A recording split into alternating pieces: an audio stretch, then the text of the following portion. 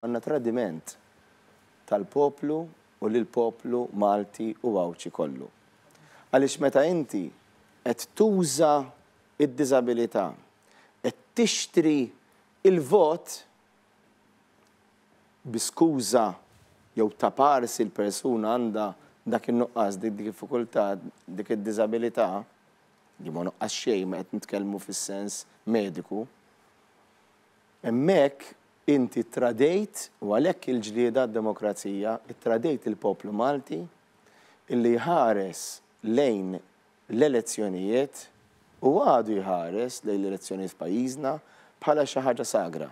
Ex qal il-kap ta' Partit Nazzjonalista Bernard Grech waqt intervista li kellu fil-programm Perspettivi fuq Net Television fejn fost l-oħrajn tkellem dwar l-iskandlu tal-frodi fil-benefiċċji soċjali. Użaw lill-persuni b'diżabilità. Jiena lija ma tistax tinżel aktar fil-baxx meta inti tinqeda, meta inti tuża, meta inti tabbuża mill-persuni vulnerabbli. Bernard Grech qal li Robert Abela għandu jiġi investigat minnu fih dwar dan il-każ. Min ibbenefika minn dan ir-rekit? Robert Abela ibbenefika minn dan ir-rekit.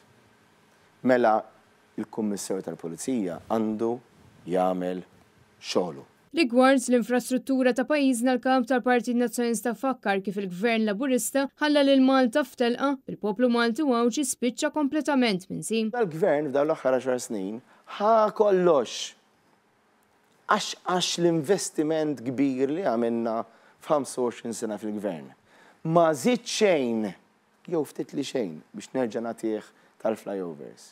Imma x'ġara anki għaliex m'għandux viżjoni il-poplu llum il-kwalità tal-ħajja tiegħu li tiddependi minn dawn is-servizzi kollha baqgħet sejra lura għaliex l-infrastruttura wara oħra qiegħda tfalli. Inti x'se tagħmel u x'se nagħmlu, x'se nkomplu nagħmlu, aħna ħankomplu fejn ħallejna. Se nkomplu ninvestu fik, se nkomplu ninvestu għalik. Aħna mhux ninvestu biex ħbib tagħna li nagħmlu l-kuntratti sigriti minn wara l-kwinti jew niftħu l-kumpaniji sigriti magħhom jieħdu l-miljuni u ninqdew aħna jew jinqdew huma kif għamlu dawk fil-Gvern fl-aħħar 10 snin Robert Abela u sħabu aħna ninvestu fik. Unkomplu ninvestu fik għaliex hekk hemm bżonn. Intant matul din l-intervista Bernard Grech tkellem ukoll dwar l-importanza li l-Gvern jaħdem tassew favur ħajja iktar sana għal Maltin u l-Wawċin kollha. Jiena nemmen u konvint li flimkien magħkom, flimkien mal-poplu Malti Wawċi, fil-waqt li nispjegaw se nkomplu nikkonvinċuk biex inti tażel il-bidla biex il-Partit Nazzjonalista jkun jista' jagħtik il-ħajja aħjar illi jixraqlek. U hekk kif wasalna biss ftit jiem il-bont mill-Festi tal-Indipendenza, Bernard Grech appella biex kulħadd jattendi sabiex bekk jisemma leħnu favur ħajja aħjar. Fil-fatt it-tema magħżula l-Festi tal-Indipendenza ta' din is-sena hi ħajja aħjar f'pajjiżna. Bil-festi organizzati mill-Partit Nazzjonalista jibdew nhar it-tnejn 18 ta' Settembru u jilħqu l-qofol tagħhom bil-mass meeting tal-Indipendenza nhar l-20 ta' Settembru fi Pjazza Tritoni.